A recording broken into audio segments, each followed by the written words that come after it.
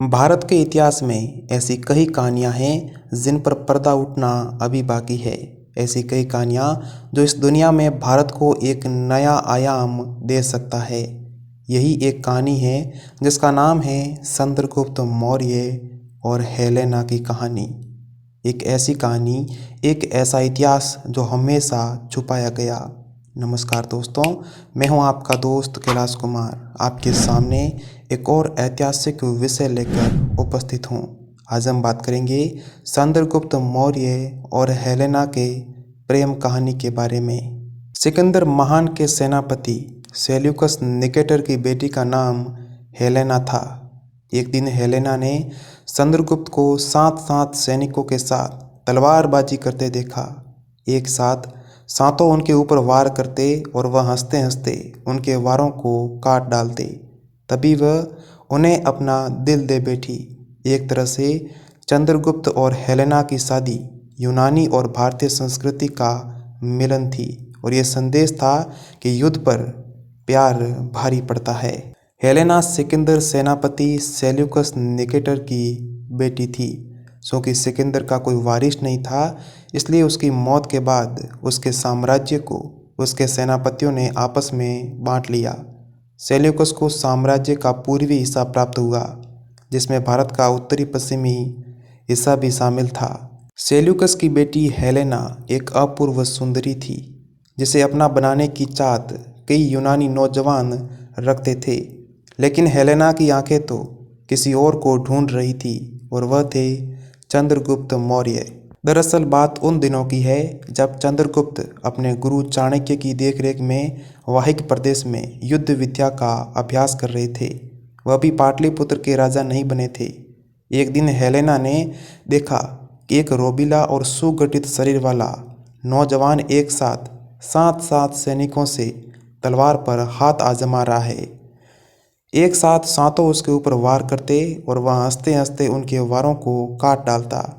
अपने वार को बार बार खाली जाता देख वे सातों खींच उठे और वे अभ्यास के लिए नहीं बल्कि घातक वार करने लगे।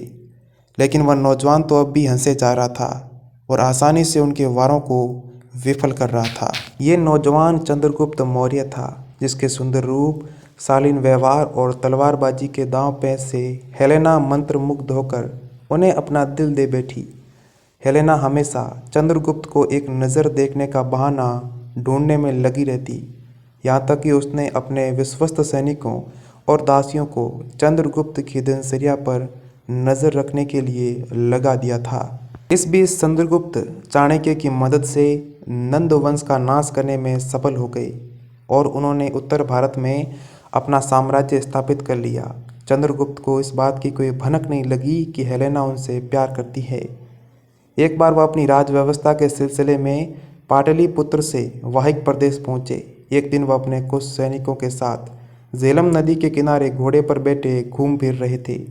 उन्होंने देखा कि कई सुंदर युवतियों के बीच एक युवती आराम फरमा रही है। चंद्रगुप्त को उसके बारे में जानने की इच्छा हुई। वह अपने घोड़े से उतरकर दबे पांव आगे बढ़े। अब युवती का मुखड़ा उनके सामने था, जिसे देखकर चंद्रगुप्त को ऐसा लगा जैसे आकाश में अचानक चांदनी छिटक आई हो। अब चंद्रगुप्त की दशा भी वैसी ही हो गई जैसे कल तक हेलेना की थी। ये दो अजनबियों का अनोखा प्यार था। वे मिलना तो चाहते थे, लेकिन मिले कैसे? ऐसे में चंद्रगुप्त की मदद उनके एक मित्र ने की, जिन्होंने ऐसे कामों के लिए प्रशिक्षित रानी कबूतरी के जरिए हेलेना तक चंद्रगुप्त के प्यार का पैगाम भिजवाया। इसमें चंद्रगुप्त ने अपना हृदय निकाल कर रख दिया था। वह पैगाम पढ़कर हेलेना की खुशी के आंसू थमने का नाम नहीं ले रहे थे। चंद्रगुप्त का रोबीला रूप उनके सामने आ गया। इसके जवाब में हेलेना ने लिखा, मैं तो सिर्फ आपकी अमानत हूँ, आइए और मुझे ले जाइए। पर मन भय से कांपता है कि कहीं आपका प्यार मेरे पिता को स्वीकार होगा भी या नहीं। मुझे लगता है कि मेरे पिता हमारे मिलन के लिए तैयार नहीं होंगे। पर क्या सिर्फ एक बार हमारी मुलाकात नहीं हो सकती है? कहते हैं कि अगर किसी को सच्चे दिल से प्यार किया जाए तो सारी कायनात उसे एक करने में जुट जाती है। यही इन प्रेमियों के साथ हुआ। दरअसल बेबीलोनिया से लेकर भारत तक सेल्यूकस निकेटर के साम्राज्य के स्थानीय क्षत्रप बगावत के बिगुल बजाने लगे, जिससे वह परेशान था। इसी बीच हेलेना बेबीलोनिया चली गई। चंद्रगुप्त की तो जैसे जिंदगी चली गई। सत्रपों की बगावत कुचलने के लिए सेल्यूकस को भारत में मदद की ज़रूरत थी और उसकी ये ज़रूरत तब सिर्फ चंद्रगुप्त ही पूरी कर सकते थे। उसने मदद मांगी और चंद्रगुप्त ने विद्रोहियों को दबाने में उसकी मदद की। इस एहसान तले दबे सेल्यूकस ने चंद्रगुप्त से पूछा, आप मेरे योग्य कोई सेवा बताएं, मैं तन मन धन से उसे पूरा करने की कोशिश करूंगा। चंद्रगुप्त ने कहा, भगवान की कृपा से मेरे पास सब कुछ है, बस केवल एक चीज़ नहीं है, लेकिन वह आपके पास है। अगर मैं वह मांगूं तो क्या आप दे सकते हैं? समझिए, जिंदगी का सवाल है। सेल्यूकस ने कहा, सम्राट, अगर ये आपकी ज़िंदगी का सवाल है तब तो मैं इसे मौत की कीमत पर भी आपके हवाले कर दूंगा। चंद्रगुप्त ने बड़ी शालीनता से कहा, अगर मैं आपकी बेटी हेलेना का हाथ मांगूं तो क्या आप स्वीकार करेंगे? सेल्यूकस ने कहा, मुझे हेलेना का हाथ आपके हाथ में देने में कोई हर्ज नहीं है, लेकिन उसकी रजामंदी तो जाननी होगी।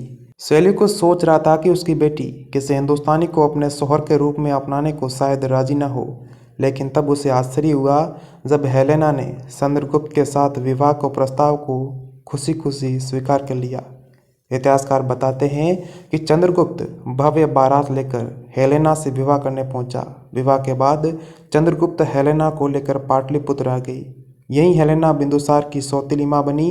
एक तरह से चंद्रगुप्त और हेलेना की शादी यूनानी और भारतीय संस्कृति का मिलन था। संदेश यह है कि युद्ध पर प्यार भारी पड़ता है। तो दोस्तों, अभी के लिए इतना ही। अगर आपको जानकारी अच्छी लगी हो तो हमारी वीडियो को लाइक करें, इस चैनल को सब्सक्राइब करें और कमेंट करें कि ये जानकारी, ये कहानी आपको कैसी लगी।